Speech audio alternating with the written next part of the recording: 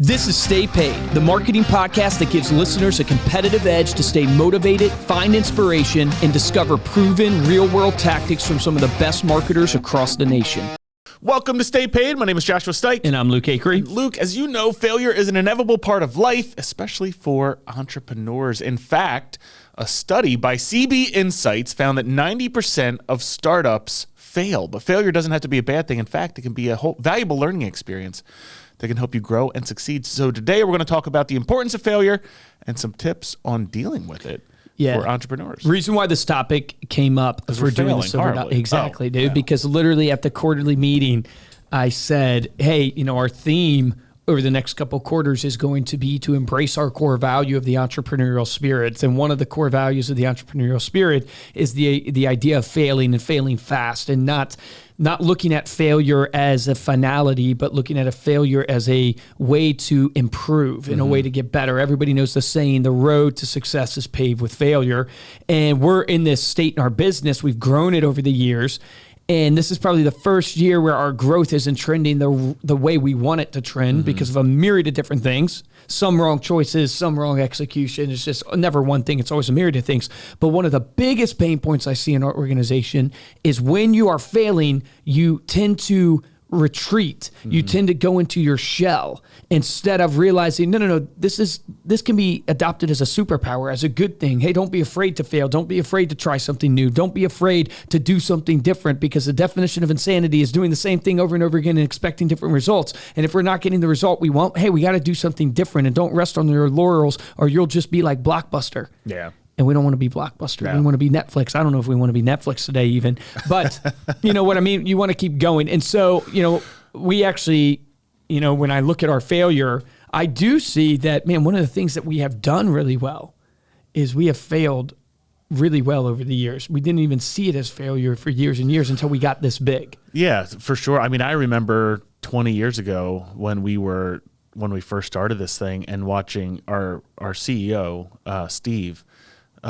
we printed our first magazine, right? And so we publish a customizable magazine for anyone who doesn't know or follow Reminder Media. Yep. And when we began, no one else was doing this. There wasn't. Now there's a handful of people that are trying to do it now, but no one else was really doing it. And when we printed our first magazine, just to give you guys an idea, this was all new technology with digital printing, and every single cover that we print has to be different. So the guts are the same for everyone each issue, but every single cover has to be different. Never really done before at that level of scale. We printed over 20,000 magazines for our first mailing. And when we got the magazines back from the printer, they wouldn't let us in. Every single magazine had like this huge black mark going across it. And we literally had to throw out 17,000, 20,000 magazines. And so we went back for a second printing, and that one failed. And we went back for a third printing and literally just kept printing these magazines until we got one that worked. We actually found a great partner. It's one of the primary reasons why we ended up getting it done. But actually showing up and spending the night at the printers on the couch and just continuing to push through those failures. Now today, looking at it from, obviously a failure can mean a lot more, the bigger you get, but also kind of looking at it going like, all right, this isn't too bad. Yeah, correct. It teaches you a bunch of stuff. Like Bill Gates, always said that success doesn't teach you nearly as much as failure does. And success almost breeds mediocrity, right? Because you get comfortable. But one of the things that failure teaches you is it teaches you what doesn't work. And there's so much value in experience. There's so much value in hiring the wrong person and understanding. I know this sounds crazy because I've hired so many wrong people over the years, but when you hire the wrong person, it really teaches you how important it is to find the right person. Yeah, to find the right person. Yeah. It really teaches you that you need to invest the time and do the due diligence and make sure you interview, like Layla Hermosi says, if you don't know the position you're hiring for, what it exactly should be, you should hire at least 30 people,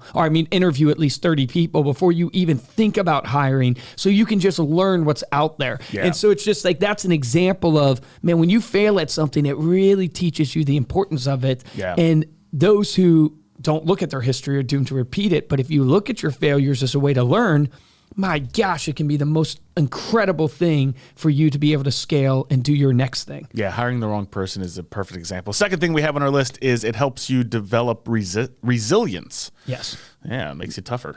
It does make you tougher. I mean, there's been a lot of studies done on successful people. Yeah.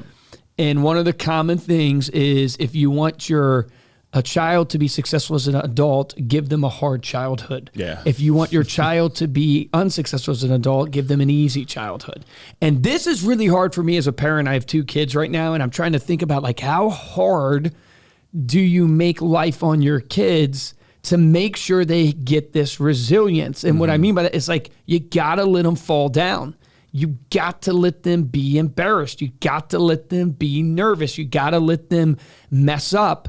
Because if they never mess up, then they will never have this resilience to be able to push through and this fortitude. And one of the things my wife has said is like she has suffered from anxiety in her life, and she looks back now and she goes, I wish I was forced to stick to some of the things I gave up on in my high school years. Yeah. Because I feel like it taught me a bad character trait of I can just run from the things that are hard versus stick with it. And I'm like, oh, yeah, we gotta force our kids. But there's always a balance in everything in life, but it does teach you that resilience. Absolutely. I like this next one because I never really thought about this, but it's so true that actually failing or failure actually helps you get more creative, right? Actually helps you come up with more creative solutions for a problem versus maybe taking the easy road or maybe just getting lucky the first time. Yeah, 100%. And I think if you view life that way, it's like you're solving problems. And your job is to come up with the creative ways to solve them. This is the thing about sales, right? It's 99% rejection. So you have to change your relationship with the word no. You have to change your relationship with the rejection. The same applies, right? In this idea of when you fail, you have to change your relationship with the failure because you need to see it as just another opportunity. How many times did what's his name, fail creating the light bulb? I mean, what was it, 1,000 times?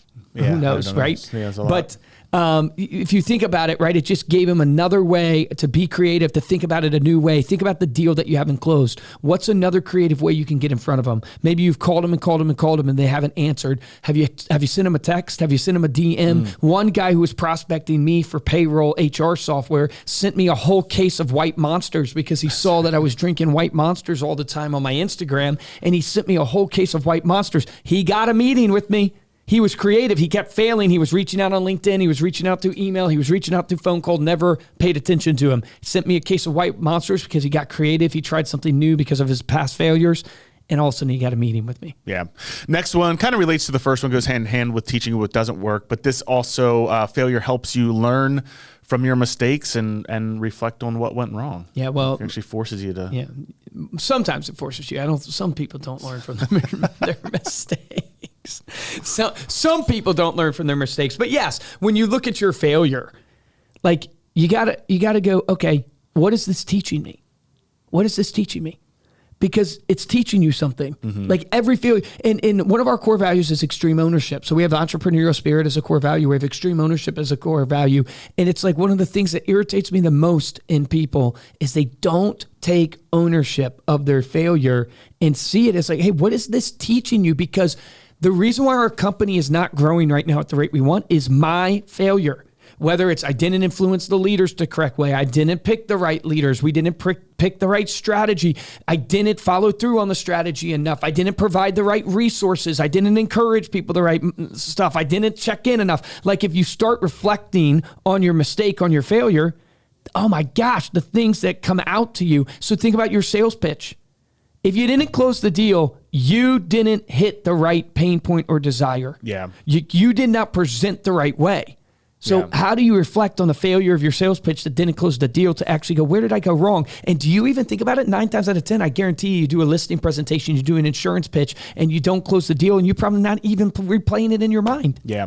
It goes back to, I can't remember if it was John Miller was his name, but the guy who wrote the book, The Question Behind, QBQ, Question Behind the Question. Yeah. And it really is, kind of going off of what you said there, when something goes wrong, so often our natural reaction is to look outward.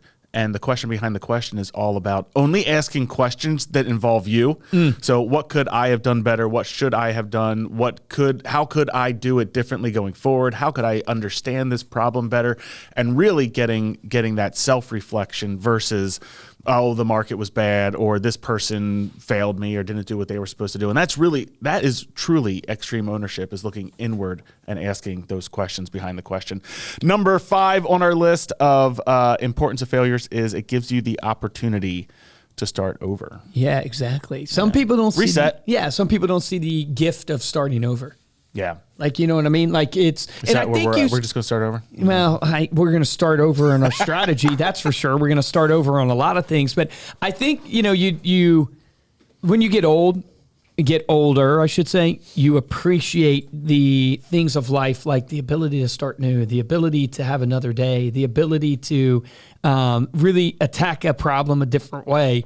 And it's like failure, though it is painful, hey, it gives you a fresh start. If you got fired at your company because you failed, you get to start over. Yeah. You get to redefine yourself. You get to start again, and that's an amazing gift. So many stories that we've all heard of these people who have started over late in life. Colonel Sanders with KFC didn't get his first successful chain or restaurant until he was in his 60s. Sam Walton with Walmart, right, in his 50s or 60s, had to start over multiple times. And so I think the proof is in those who came before us. I was just talking to one of our sales executives, and they love it here at Reminder Media, and they're crushing it. Love it.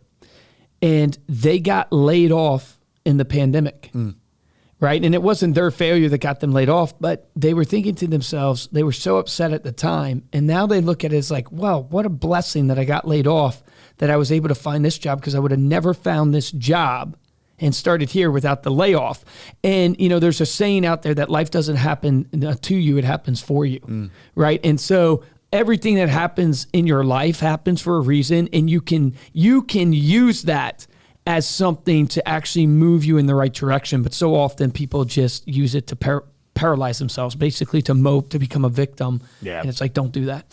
Going to recap here a little bit just on tips for dealing with failure. And I think this talks a little bit about that idea of not moping, is to don't take it personally. Yeah, correct. Right. It's not, it is your fault, but it doesn't mean that you're bad or that you are incompetent. Just no victimhood mentality. Yeah.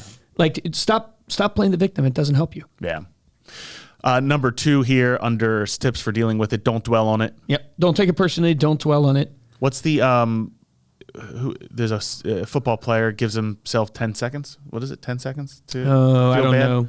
I know the Mel Robinson rule, right? Oh, no, that's Jocko. Jocko has the venting. Give yourself a minute to vent, or 10 seconds to vent, and then get over it. Never think about it again. Number 3, don't be afraid to ask for help. Yes. I think so many people feel like that's a sign of weakness, or a sign of, I don't know what I'm doing, if I go and find someone who's been here before and actually ask them for help. You know what's interesting, as I've grown this company with you, isn't it amazing how, like, you're just desperate for your leaders to admit when they don't know something and to ask for help and to be transparent and real. I struggled with that for so many years. I thought I had to have the answer. Yeah. I thought I had to have the answer. Like my value was in knowing the right answer. Yeah. And it's like, no, your value is in the fact that you can go learn and find the right answer. Yeah. It's your value is in the realness of, like, you going, hey, I don't understand this. We need to bring somebody else in. Like, it is amazing. Like, what true leadership is the willingness to be and admit who you are, admit your strengths and your weaknesses, and be real in that. 4th tip on dealing with failure is to celebrate your successes, even if they're small. Yeah. So when you have a podcast on failure, you don't want to just leave with saying, hey, it's okay to fail. It's okay to fail. It's okay to fail. You still want to win. You still want to celebrate those successes. And the balance of that, I think, is what actually plays to be true. Everything in life is in moderation. Everything in life is a push and a pull. So you need balance, right? You need to embrace your failure. You need to understand what it gives to you. And then you also need to celebrate your successes so your failures aren't as hard. Absolutely. There you go. Thank you so much for listening. You can head on over to staypaidpodcast.com for the show notes and the video of this episode. If you like this episode and want to show your support, head on over to Apple Podcasts, drop us a 5-star review. And the best way to support the show is to share the podcast with someone that you know. I don't know if you heard this. Did you hear what Buzz Aldrin, you know Buzz Aldrin? You're familiar with Buzz Aldrin? Said the other day. He's 93 years old, by the way. That's It's a life. Hope I make it to 93. That's not the dad joke. Here's what he said. I was like, it went over my head again this time. He says, "Hi, I'm Buzz Aldrin, second person to step on the moon. Kneel before me." I thought that was cute. Wow. I thought that was cute. I went to the national. This isn't a dad joke. I actually did go to the National Air and Space Museum the other week, and I saw. I don't know if you guys knew this, but like whenever they were trying to get to the moon, they had to test like distances and how long people could survive in space, and this freaked me out because we saw a capsule, and it was the Gemini 7 capsule, and they were in seats about as small as like a VW Bug, and they had like a 6-inch window inches away from their face. That would terrify me. I would freak out. For 14 days.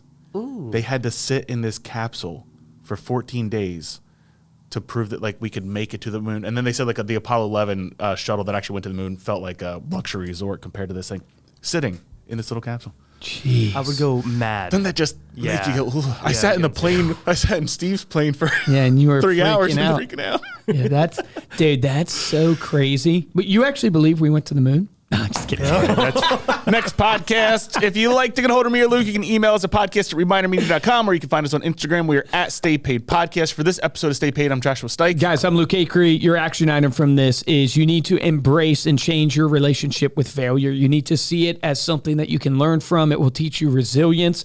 Don't ignore it. Don't become a victim. Don't dwell on it. Ask for help to get better. Your failure is what actually leads you to the success, right? You need to take action. You need to track your results, and you need to pivot. It's literally that process that builds a business and builds a great life. Remember, the difference between top producers and mediocre producers in every business is top producers take action. Take action on that today.